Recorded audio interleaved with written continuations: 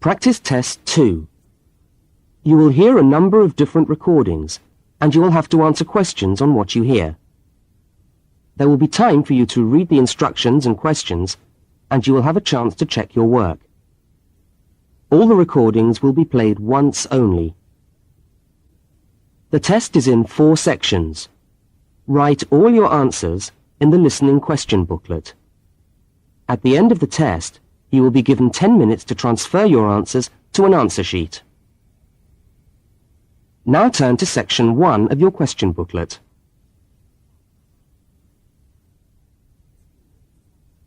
Section 1. In this section, you will hear 2 overseas students, Kate and Lukey, being interviewed by a university counsellor. First look at questions 1 to 5.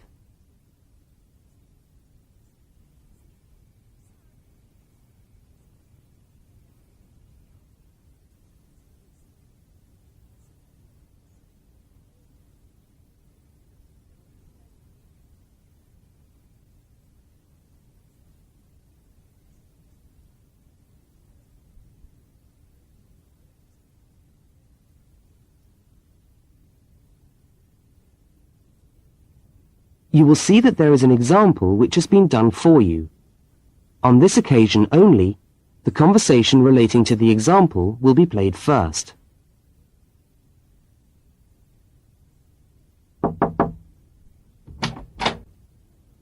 Hi there, Kate. Come on in. How are you today? Fine, thanks. Hi, Lukey. How's things? Okay. Well, as I explained on the phone, I'm a counsellor here at the Student Services section of the university. And I'm interviewing overseas students to help me draw up a guide for new students. So I'd be grateful if you could tell me a little about your time since you've been here in Cambridge. Right. Good idea. Now, Kate, let's start with you. Okay, this is your 2nd semester, isn't it? Could you tell us something about your first impressions of the town when you arrived? Yeah. Well, first of all, I was struck by how quiet it is here in the evening. Kate's first impression of the town is that it is quiet in the evening, so quiet is the answer. Now we shall begin. You should answer the questions as you listen, because you will not hear the recording a second time. Now listen to the first interview with Kate and complete the notes by filling in the numbered spaces 1 to 5.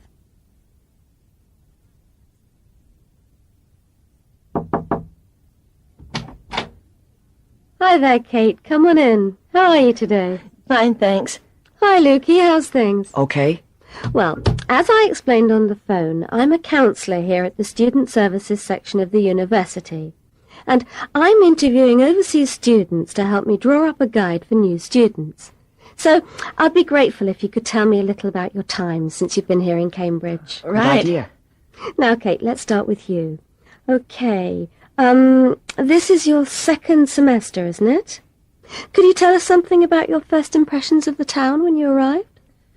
Yeah. Well, first of all, I was struck by how quiet it is here in the evening.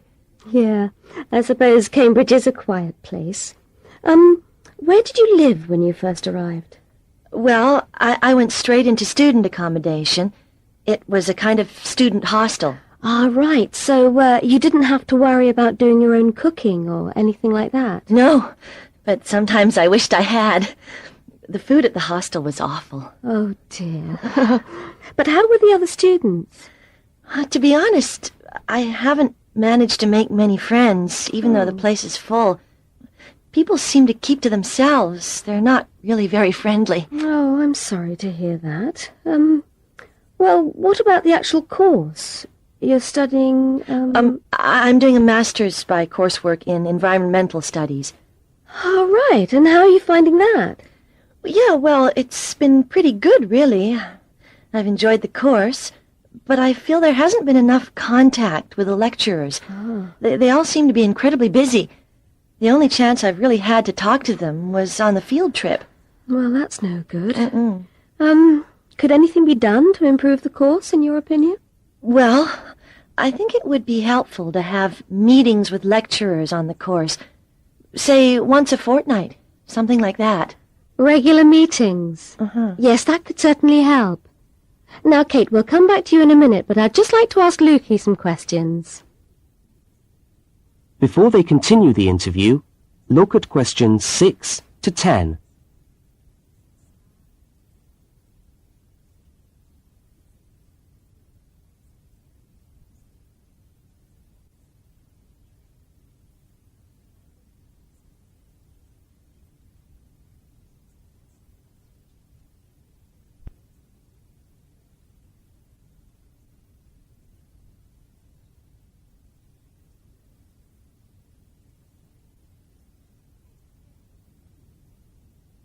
As you listen to the rest of the interview, complete the notes.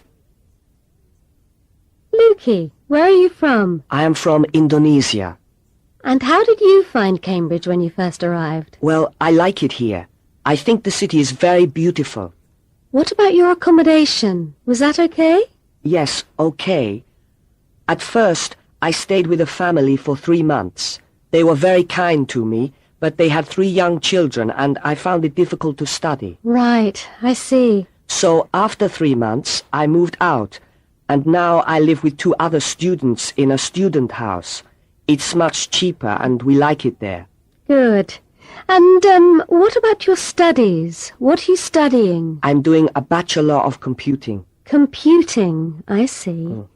Apart from the language difficulties, if you can separate them, how have you found the course? Okay, but... Yes, go on. Well, the main difficulty for me is getting time on the computers in the computer room. It's always busy and this makes it very hard to do my practical work. Yes, I'm sure it would. Can you reserve time in the computer room? No, you can't. But it would certainly help if we could reserve computer time. Yes, I'll look into that and see if something can't be done to improve things over there. Now, let's go back to Kate. That is the end of section 1. You now have half a minute to check your answers.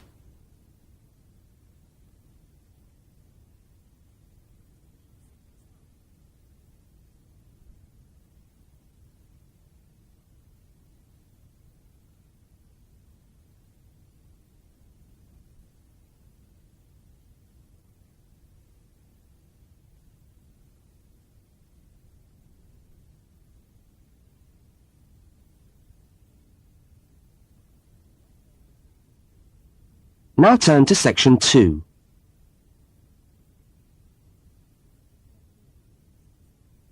Section 2. You are going to hear a radio talk about buying a bicycle.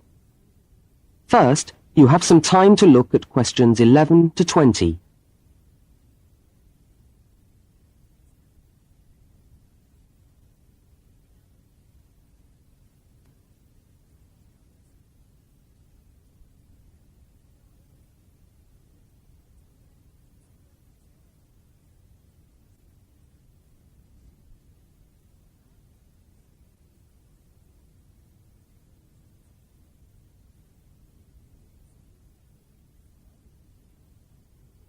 Now listen to the first part of the talk and complete the notes by filling in the numbered spaces 11 to 20. Well, last week we talked about buying camping equipment, and today I'd like to talk to you about buying a bicycle. A simple enough exercise, you might imagine, but there are lots of things to look out for to make sure you get the best deal for your money. Well, the range of bicycles is enormous. There are racing bikes, touring bikes, mountain bikes, or just plain ordinary bikes for riding round town. They vary enormously in 2 basic ways: price and quality. This means that the choice you make will probably be determined by the amount of money you want to pay, your own personal needs, what is actually available, or a compromise of all 3 things. However, in broad terms, you can spend anything from $50 to $2,000 on a bike, so you'll need to know what you're looking for. Single-speed cycles, that is bikes with no gears, are really only suited to short, casual rides. Their attraction is their simplicity and reliability. After years of neglect, they still manage to function, though not always too efficiently. If it's basic transport you're after, then you can't go wrong. 3-speed cycles, on the other hand, are all that is really necessary for most town riding, going to the shops and things like that. Like the single-speed bike, they're simple and reliable. If you are going to be going up and down lots of hills, then you'll probably want something more efficient. 5 and 10-speed bicycles are best suited to riding over long distances or hilly terrain and to serious touring.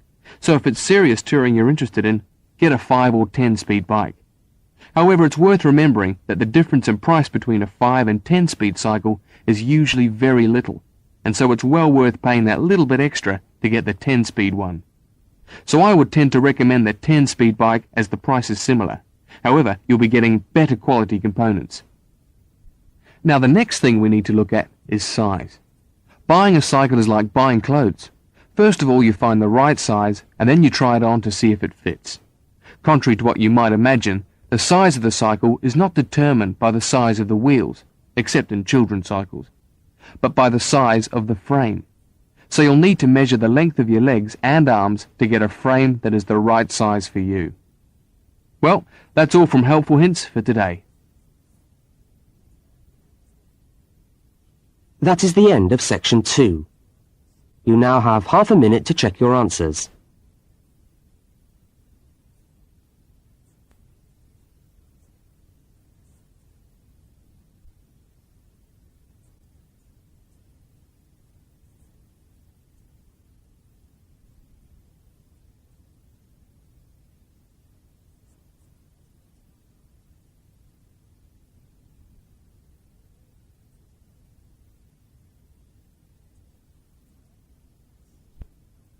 Now turn to section 3.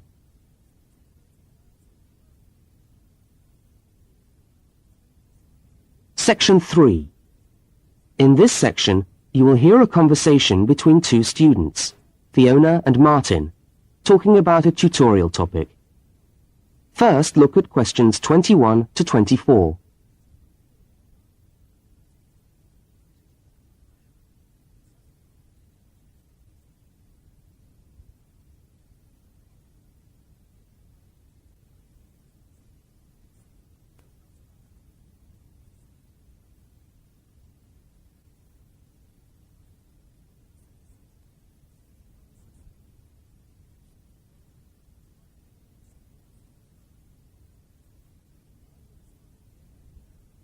Now listen and answer questions 21 to 24. Hi there, Martin. How are you going with your Australian Studies tutorial paper? Oh, good. I finished it, actually. Lucky you. What did you do it on? I'm still trying to find an interesting topic. Well, after some consideration, I decided to look at the history of banana growing in Australia. Banana growing? Yeah, banana growing. Fascinating, I'm sure. Well, it's not as boring as you'd think. And I wanted to tie it into the work I've been doing on primary industries and the economy. Anyway, I bet there are a few things you didn't know about bananas. Such as? Such as the fact that bananas were among the first plants ever to be domesticated. Oh, really? Yeah, they're an extremely nourishing food. I suppose you're going to tell me the whole history of banana growing now, aren't you? Well, it'll be a good practice run for my tutorial next week. I'll do the same for you sometime. Okay, fire away. So where were these bananas first domesticated?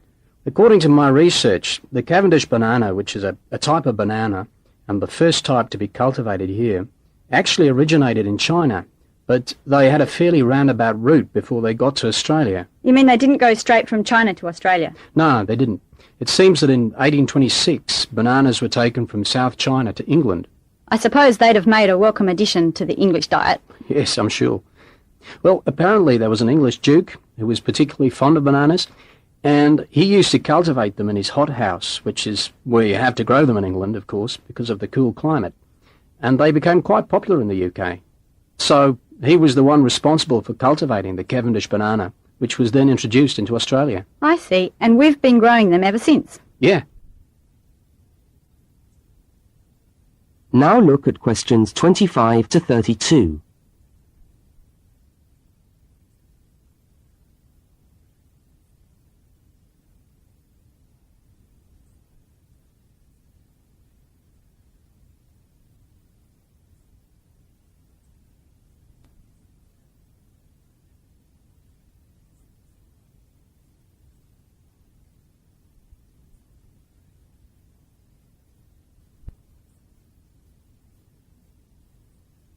As the conversation continues, complete Martin's notes. Are they hard to grow? Well, yes and no. To grow them in your garden, no, not really. But to grow them commercially, you need to know what you're doing. You see, you only get one bunch of bananas per tree, and it can take up to 3 years for a tree to bear fruit if you don't do anything special to it. But this period is greatly reduced with modern growing methods, particularly in plantations where you have perfect tropical conditions. Right. So what are you looking at? 1 year? 2 years? No, around 15 months in good conditions for a tree to produce a bunch of bananas. And once you've got your bunch, you cut the bunch and the plant down. So how do the trees reproduce then? Well, bananas are normally grown from suckers, which spring up around the parent plant, usually just above the plant. They tend to like to grow uphill, or at least that's the common wisdom. So that's why banana plantations are usually on hillsides, is it? Yeah, they grow best like that. That's interesting. If you plant them in rich soil and give them plenty of water at the beginning of summer, then they should be well advanced by the beginning of winter, when growth virtually stops. But in a country like England, they're hard to grow. Although you can grow them in a hothouse. But in Australia, it's not difficult. No, though even here, the growers put plastic bags around the bunches to protect them and keep them warm. If you go up to the banana-growing districts, you'll see all these banana trees with plastic bags on them. But how do they stop the bananas going bad before they reach the shops? Well, the banana bunches are picked well before the fruit's ripe. Once you cut the bunch, the bananas stop growing, but they do continue to ripen. The interesting thing is that once one banana ripens, it gives off a gas which then helps all the others to ripen. So they pretty much all ripen within a few hours of each other. Amazing. So do we export lots of bananas overseas to Europe and Asia, for instance? Well, oddly enough, no. I believe New Zealand takes a small proportion of the crop, but otherwise they're mostly grown for the domestic market, which is surprising when you think about it, because we grow an enormous number of bananas each year. Yes, well, thank you for all that information. I'm sure the tutorial paper will go really well. You certainly seem to have done your research on the subject. Let's hope so. That is the end of section 3. You now have half a minute to check your answers.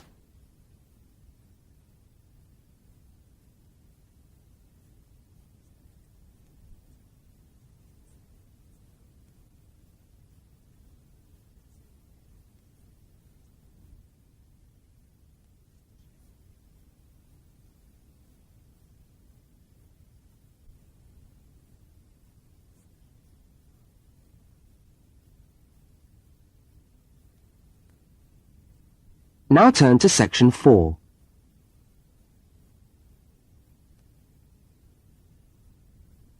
Section 4. You are going to hear part of a public lecture for new students. First, look at questions 33 to 35.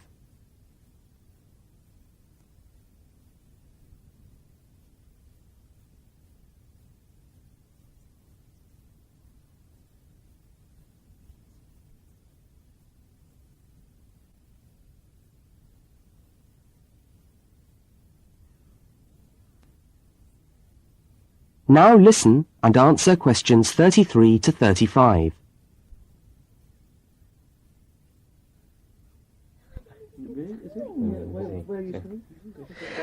Good morning everyone, and welcome to our regular lecture on health issues. This series of lectures is organised by the Students' Union and is part of the Union's attempt to help you, the students of this university, to stay healthy while coping with study and social life at the same time. So, it's a great pleasure for me to welcome back Ms. Diane Greenbaum, who is a professional dietitian and who has been kind enough to give up her time in what I know is a very hectic schedule to come along and talk to us today. Thank you. Thank you very much, John. May I say it's a pleasure to be back. Now, stresses at university, being away from home and having to look after yourselves, learning your way around the campus, all contribute to making it quite hard sometimes to ensure that your diet is adequate. So, today, I'm going to talk about ways of making sure that you eat well, while at the same time staying within your budget.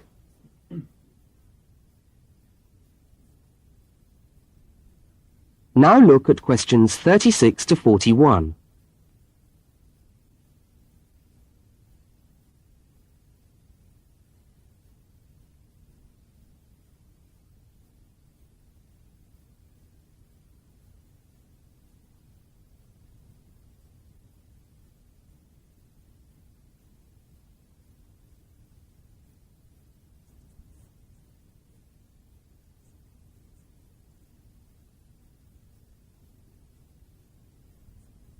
As you listen to the second part of the lecture, complete the notes and diagram in the spaces provided.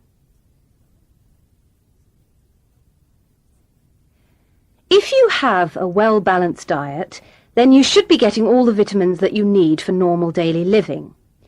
However, sometimes we think we're eating the right foods, but the vitamins are escaping, perhaps as a result of cooking, and anyway, we're not getting the full benefit of them. Now, if you lack vitamins in any way, the solution isn't to rush off and take vitamin pills, though they can sometimes help. No, it's far better to look at your diet and how you prepare your food. So, what are vitamins? Well, the dictionary tells us they are food factors essential in small quantities to maintain life. Now, there are fat-soluble vitamins which can be stored for quite some time by the body, and there are water-soluble vitamins which are removed more rapidly from the body. And so a regular daily intake of these ones is needed. Okay, so how can you ensure that your diet contains enough of the vitamins you need? Well, first of all, you may have to establish some new eating habits. No more chips at the uni canteen, I'm afraid. Now, firstly, you must eat a variety of foods. Then you need to ensure that you eat at least 4 servings of fruit and vegetables daily. Now, you'll need to shop 2 or 3 times a week to make sure that they're fresh, and store your vegetables in the fridge or in a cool, dark place. Now, let's just refresh our memories by looking at the healthy diet pyramid. Okay, can you all see that? Good. Well, now, as you see, we've got 3 levels to our pyramid. At the top, in the smallest area, are the things which we should really be trying to avoid as much as possible. Things like, yes, sugar, salt, butter, all that sort of thing. Next, on the middle of our pyramid, we find the things that we can eat in moderation. Not too much, though. And that's where we find milk, lean meat, fish, nuts, eggs.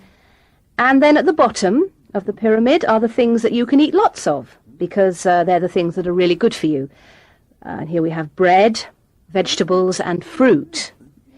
So, don't lose sight of your healthy diet pyramid when you do your shopping.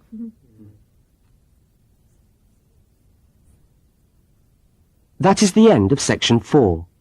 You now have half a minute to check your answers.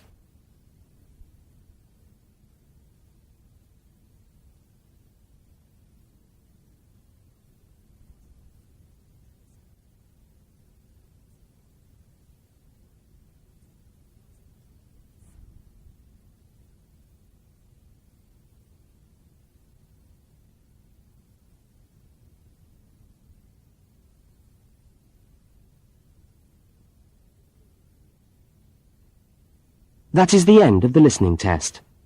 You now have 10 minutes to transfer your answers to the listening answer sheet.